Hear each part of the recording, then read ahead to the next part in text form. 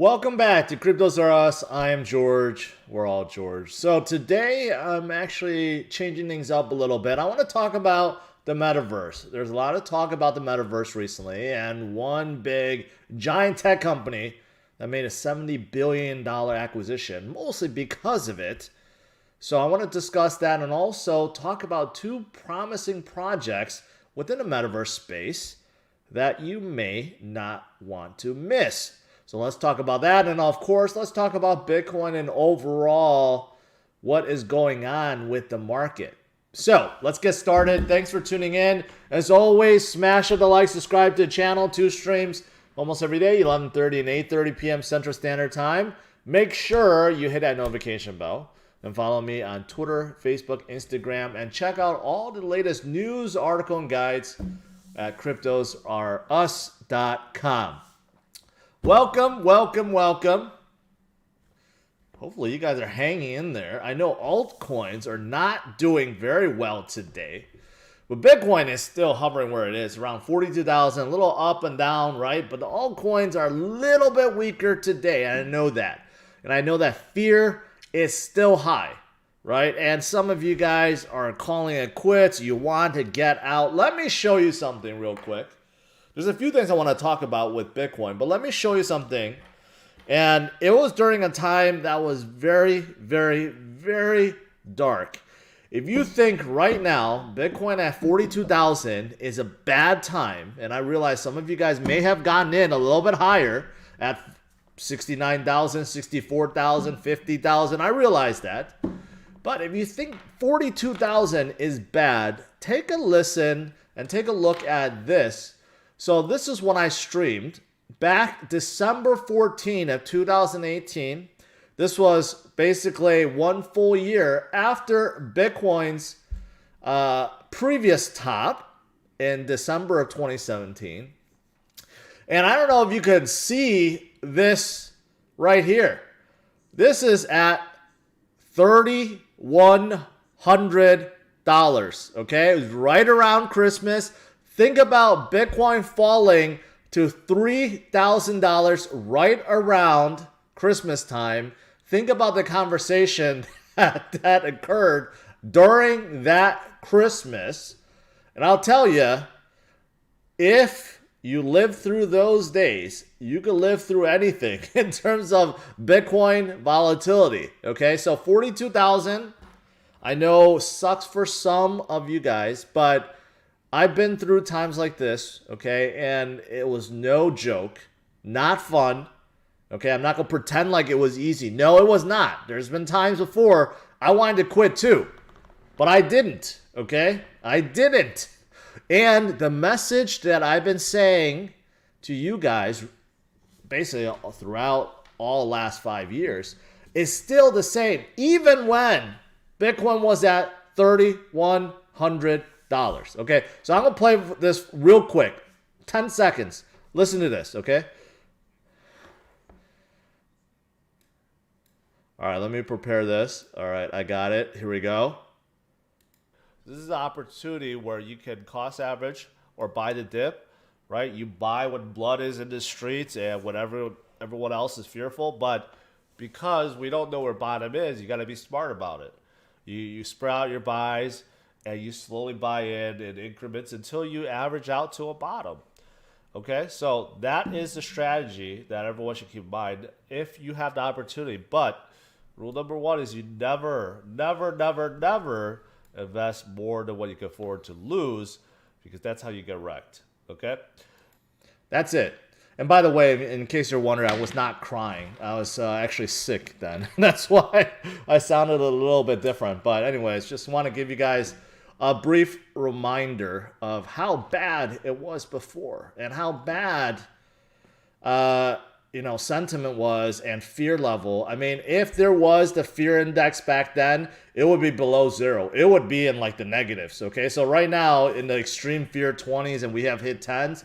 That's nothing compared to before when we would have been like negative 50. Okay, so I've gotten through it. A lot of you guys have gotten through it. I'll tell you, we'll get through it together. We will get through this slump. We always do. You just have to be patient, and you have to continue holding and buy the dips if you can. Like I said before, you just don't know when bottom is. You don't know when things are going to turn around, but that's why you follow DCA. That's the surest thing, right? So, just want to give you a subtle reminder of that. But of course, there's other good news that's very positive in terms of helping the ecosystem grow. For example, El Salvador just announced that they have onboarded already 4 million of their citizens. And in fact, 70% of their unbanked are now utilizing the Shivo app and Bitcoin. And they have this new Netk partnership, which is a digital ID system. So El Salvador continues to lead the way in terms of countries. And we'll see many other countries follow them and follow the same footsteps. You also have Google now that's really, really itching to get in.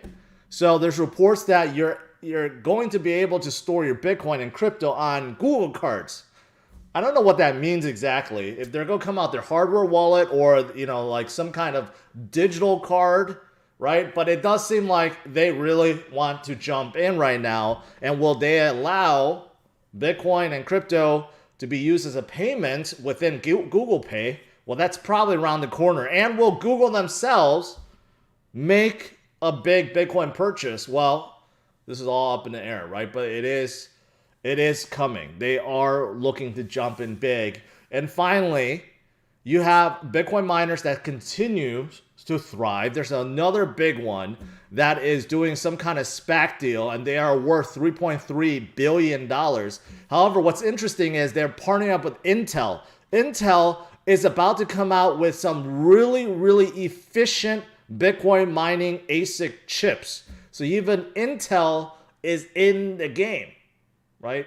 So shows you that, yeah, the world is still looking to adopt Bitcoin and crypto and Web 3.0 and offer services and get involved because they know this is the future, right? So that is why I stay focused on the fundamentals, stay focused on what's coming, and I try to ignore the day-to-day volatility, and I'm hoping that you guys do too. All right, so that's what I really want to say about Bitcoin to start out with it.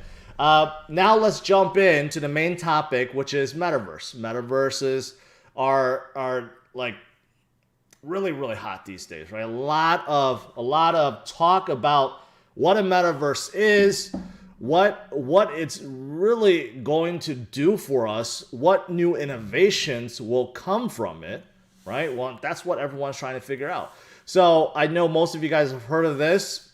Microsoft's big purchase, Activision, Blizzard, and this was close to $70 billion. And if you look at all the acquisitions that Microsoft has done before, this by far exceeds all of them.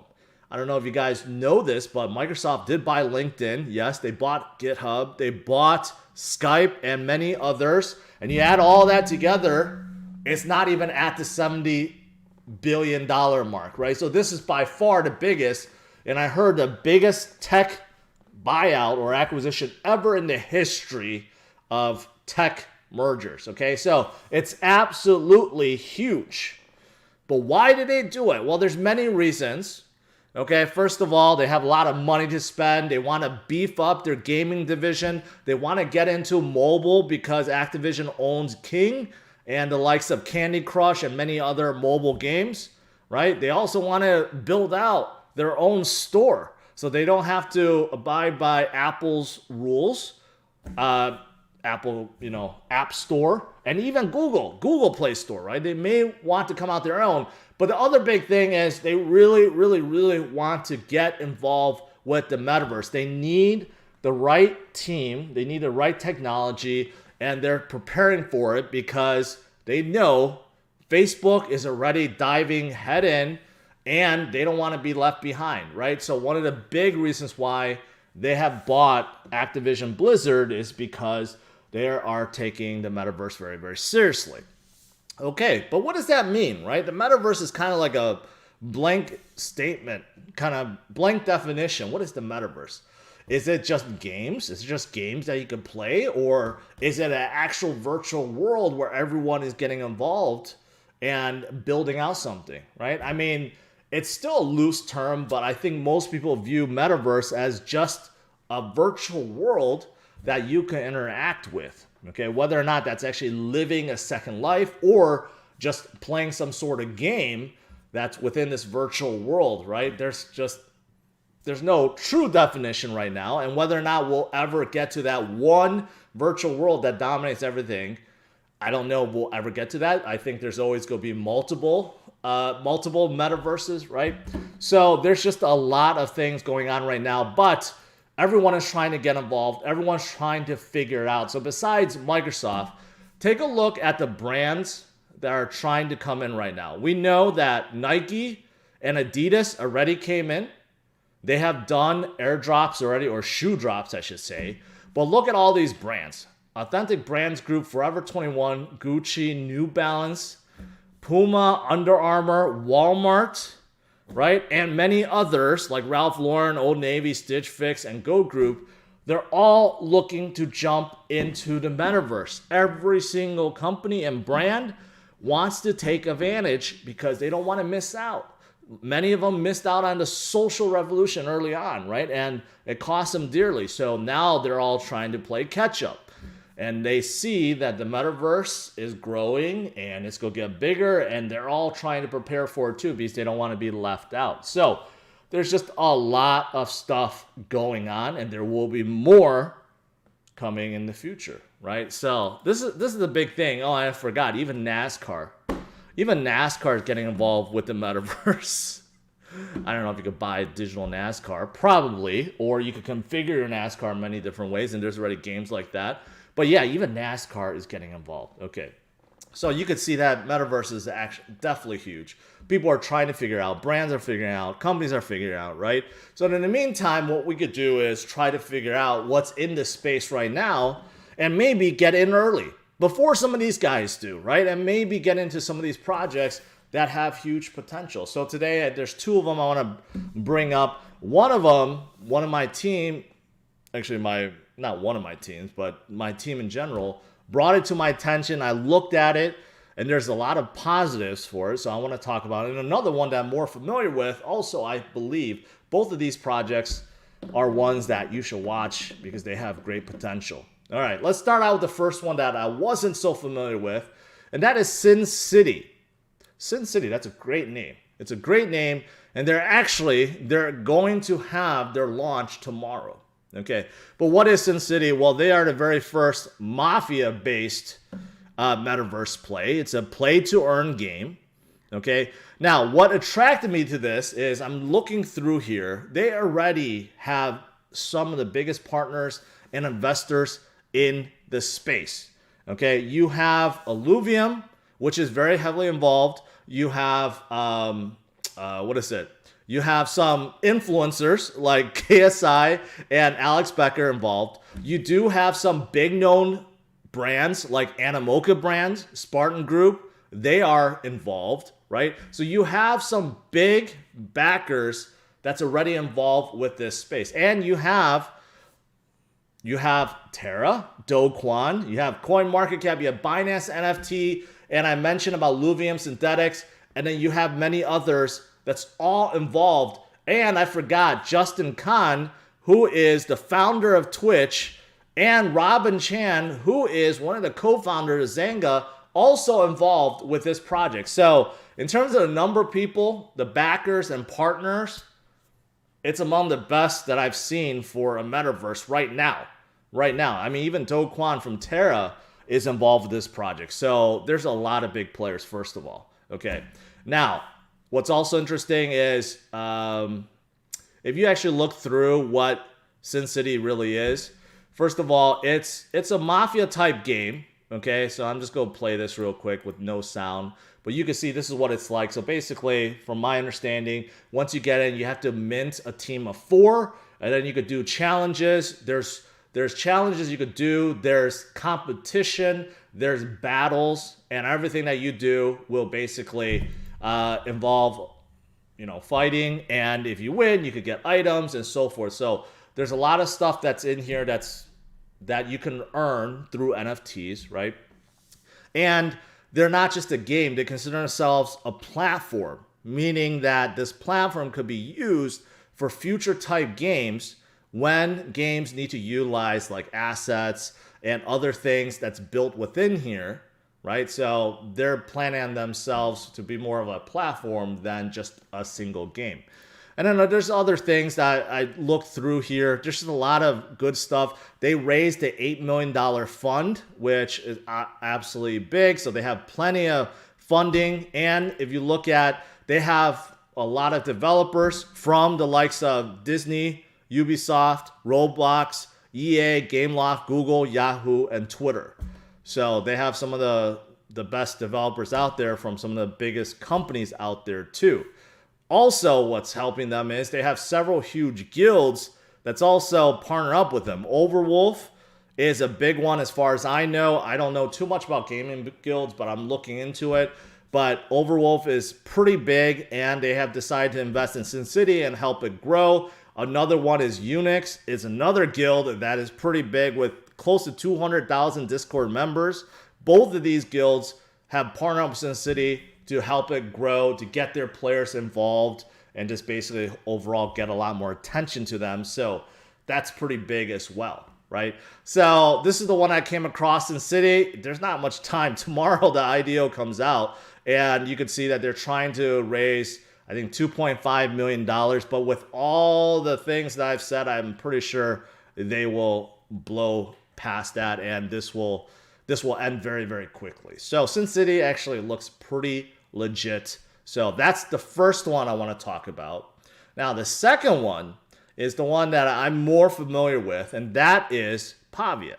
I think a lot of you guys heard of Pavia because you are a Cardano fan, right? Cardano obviously getting very involved with smart contracts now, NFTs, and Metaverse. Well, the biggest one has to be Pavia. And if you look at it, Pavia already has 60% of their land sold out. And what's interesting is by being a landowner, you got airdrop Pavia tokens. Okay, so that's how you got it. You couldn't buy it. You had to buy land to be able to get it, which may explain why 60% has been sold already.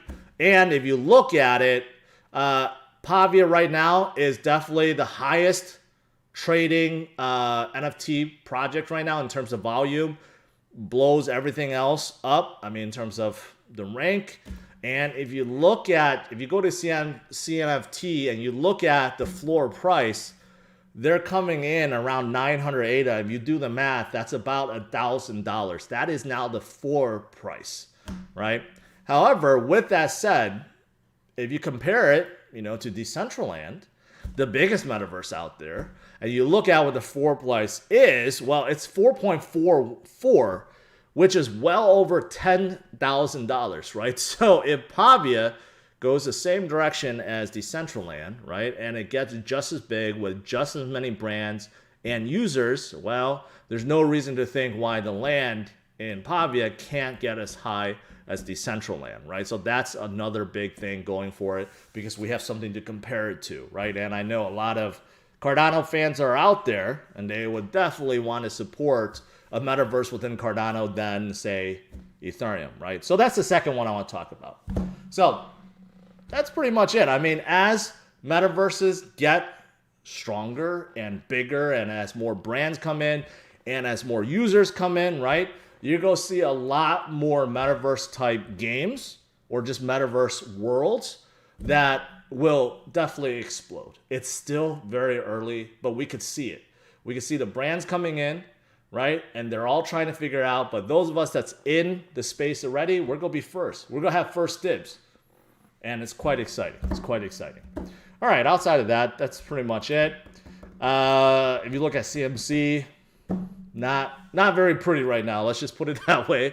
Not very pretty. I know that Bitcoin overall is still kind of steady, a little bit weaker, but all coins are a little bit weaker today. I think there's the fear level still high, but like I showed you guys in this video, things were much worse before. Much, much, much worse, right? And the strategy is the same.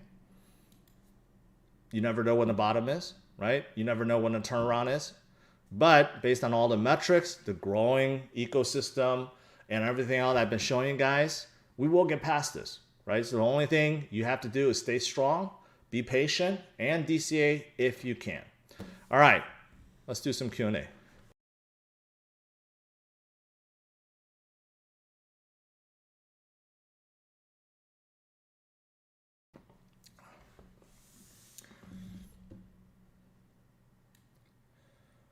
All right.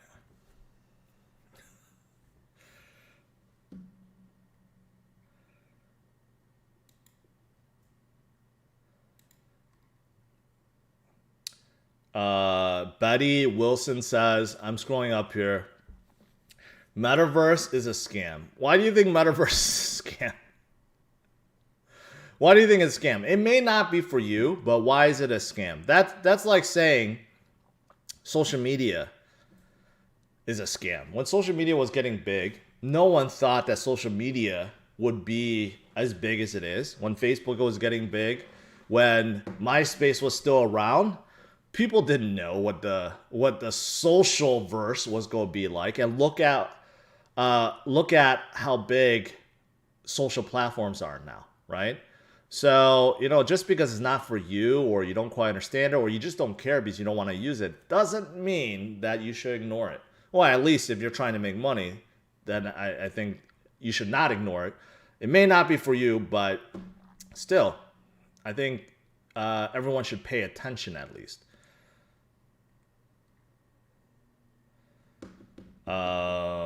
Sandbox is better. I have high hopes for Sandbox. Obviously, Animoca Brands is absolutely huge, a beast, and they are majority owner of Sandbox. And Sandbox to me is more promising than Decentraland because there's different kind of games and stuff that could be custom developed by players, more like Minecraft. So I think they're mimicking their model more like Minecraft. Decentraland is just like kind of one big city, but it's just not scalable right now. It's slow. It needs to be better.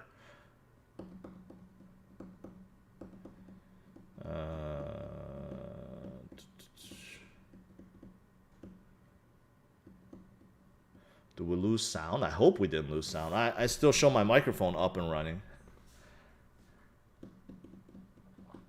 Check out Bondly, partner with Cardano for ETH to Cardano Bridge for NFTs being released next week. Just acquired by Animoca Brands too. Well, that's interesting. I've heard of Bondly before, but they weren't doing very well. But the fact that Animoca Brands just kind of purchased them, that makes it a lot more interesting. So where are they at now? Oh, they're still very small. You know what Animoca Brands, what they like to do is they like to buy like projects that have failed, that's about to just exit the market, but they like to do that. They had bought several projects like that before. Yeah, they were an NFT marketplace, but now you said they're going to be kind of like a bridge for NFTs? Okay. Sounds interesting.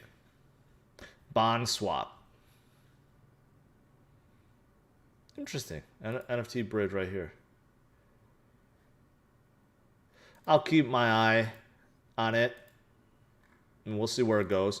Another video that I want to do is, promising projects within the Cardano ecosystem or projects that are partner up with Cardano. I think that's that'll be a good video for a lot of people that are very big into Cardano. A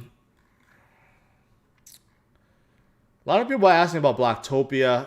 For me, I still have not looked into it. I haven't done a deep dive yet. I know the concept, and I know several brands are going to launch within it, but don't quite get it completely. So I have to do more research into it. Shiba Inu will be working on utilities for the coin. Will be an altcoin soon. Well, I know that. They've been working on it already. They have Shiba Swap, which is more than what Dogecoin could say. And they have their own NFTs, Shiboshis, and they're working on a game too. So at this point, you could really say that Shiba is not really a meme coin anymore, though their token denomination still indicates they are. But there's no doubt that they are working and utilizing their treasury to go beyond than just being a meme coin, that they're trying to build utility. So I do agree with you there.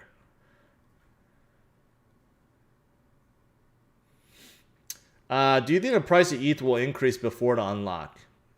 Yeah. Unless we go to an extended bear market, then I think ETH will increase. So right now, I am still a believer. I still think that we're just simply in a bear trend within a bull market. Okay. And we have been through many bear trends before, like when Bitcoin was stuck at 30,000, and we were stuck there longer than our current, that current level at 40 and 41,000.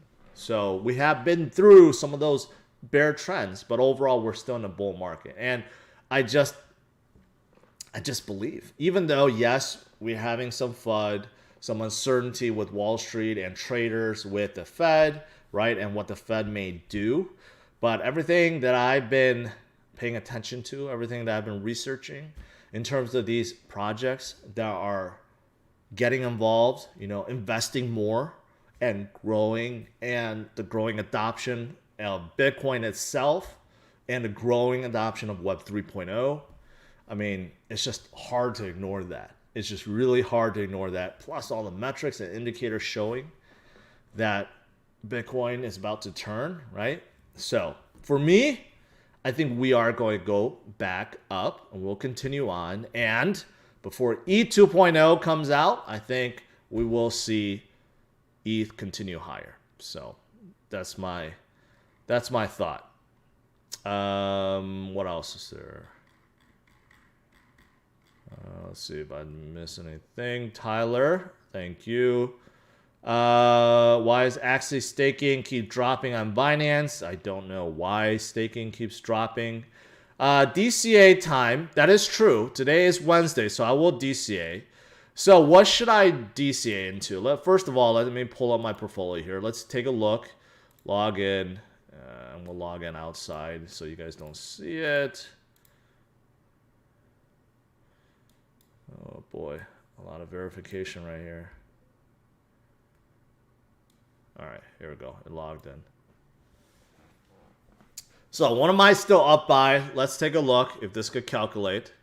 Overall, still up 50%. Okay, so a good reminder that since I started this with you guys back in June, July, end of June, till now, and despite all the volatility and the current dip, right? Still up 50%. So can't complain about that. Now the best performer so far has been Solana. Worst performer has been Condena, and I know that Condena has fallen quite a lot recently, but I still believe in them. I don't know what to DCA. I mean, everything is down right now. So let me look at this. See, I even have Shiba in here and B-Pro. B-Pro is actually up today. I think I DCA'd Cadena last week. I like a lot of these projects. You guys know that. Ooh, I don't know. Let me take a look here. Did I miss out on anything?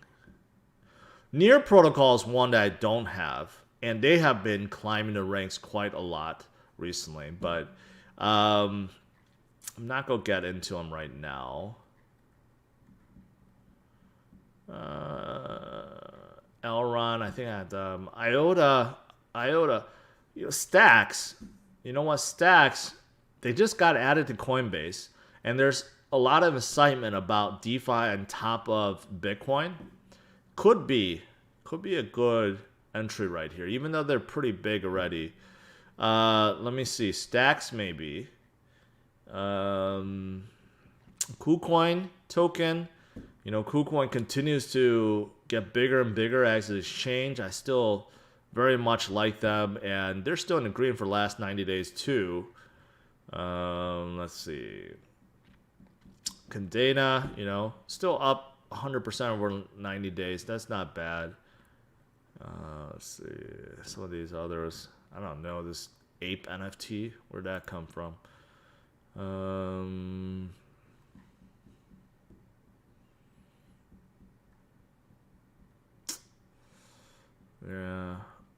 Voyager has not been doing well. Nervos, you know, Nervos with their bridging and how they have a partnership with Cardano, that could be interesting play. And they're relatively small at 580. You know what I'm going to do? I'm going to spread out between two. Yeah, okay. So I've been doing $100 every week, right? So, and I missed last week. So what I'm going to do is I'm going to do half in Nervos and half in Stacks. That's what I'm going to do. So, Stacks. All right, what is it? $2 per coin. What is that? So that's 25. Yeah, 24.5. Yeah, that's about right. So I'm going to add about $50 worth in Stacks.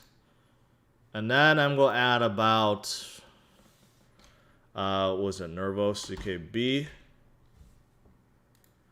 I don't know how many that is. 250?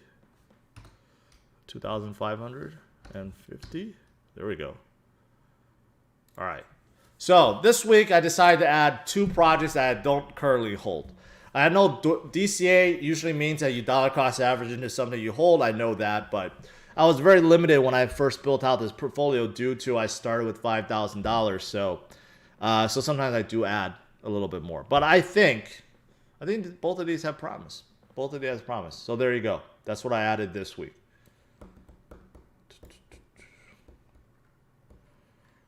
All right. D3W work. Appreciate it. Paul has a barter town in Decentraland. Love your feedback. You know, Paul, I've been trying to get in. I can't get into Decentraland. Last time I tried it, it like crashed on me. So I don't know what's going on. I don't know if I should tell that joke.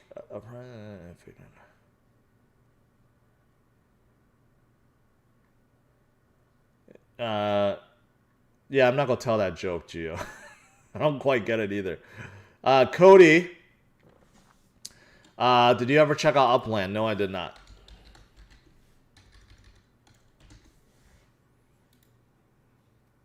Upland?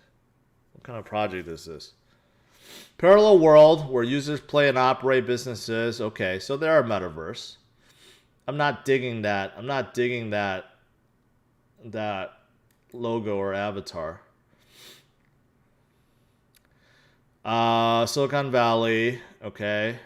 Why are all the... What does that have to do with the Metaverse? Yeah, I don't want to sign up right now. I guess I'll have to look at it later. I don't remember looking at that project before. Cody.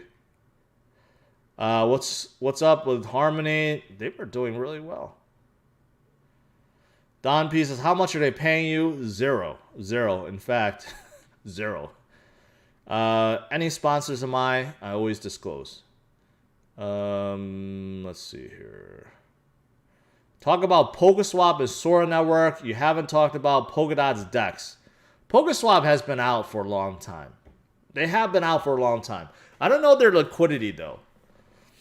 So, back in the day, they didn't have a lot of Polkadots. They didn't have a lot of liquidity. And as far as I know, they still don't have a lot of liquidity. So, the project itself is not doing very good at under 49 million. Where's the liquidity pool? Where's their app?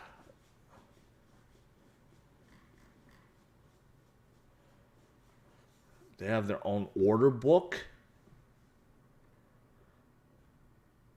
Well, that's interesting. Yeah. So where's their DEX? Where's their app? I don't know where it is. Yeah, I don't even know where their DEX is. It looks like it's not even complete. So every time I go to DeFi Llama, I don't see any TVL for Polkadot. So I don't know. And I don't like Sora Network. I know that. Revest Finance, they're making FNFTs to lock up and trade tokens without tax obligations. Not interested. Will we get a shakeout of coins like previous bull runs? I don't know what you mean by that. If we do go into extended bear trend, then yeah, a lot of them will go down quite tremendously. Is Harvest Finance a good project? I don't know. I've never used it before. I heard people ask me about it. Overall, know this, okay? Anything that's like dot finance or an AMM or a DEX, you could utilize them great to trade, and they have really good rewards to liquidity pools, but the projects themselves don't really move, okay? DEXs are more like a tool. They help the chain tremendously, but they don't really move themselves. So if you're asking if it's any good, meaning is it going to go up in value tremendously, I'm going to say no. I'm going to say no. Let's see. Anything else I missed? I think that's pretty much it. I don't see anything else.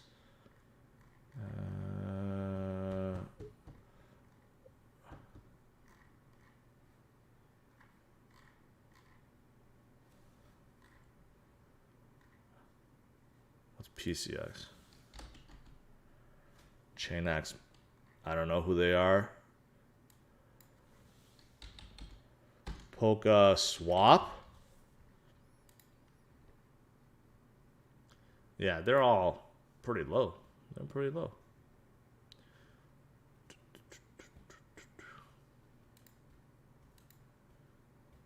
What is their liquidity at? Doesn't show.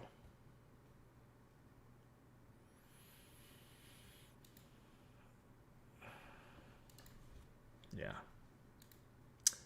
I'm just going to say I'm not interested. Should we be worried about Russia and Ukraine conflict on the crypto market? I don't know what that has to do with the crypto market. But geopolitically, if there is some kind of war and extended conflict, then yeah, maybe markets react to that. What crypto tax software do you use? You could check out Coin Tracking, which will help pull all of your trades from all the wallets and exchanges. Do I use a VPN? Sometimes, but majority of times, no. All right, I think that's pretty much it. Mark, welcome.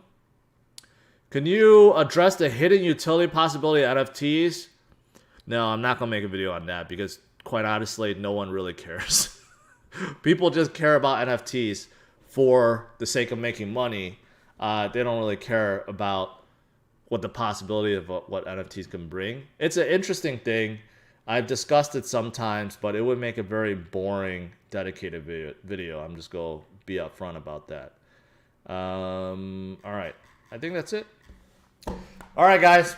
I'll let you go. Overall, you know what? Metaverses, it's going to get huge. It's already huge, you could argue, but it's going to get bigger. But there's a lot of interesting stuff that's going on within the Metaverse right now.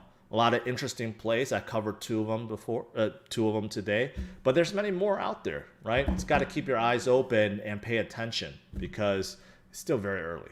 All right, guys, smash the like, subscribe to the channel. I'll see you guys tomorrow, 11:30 a.m. Central Standard Time. All right, have a good one, guys. Bye-bye.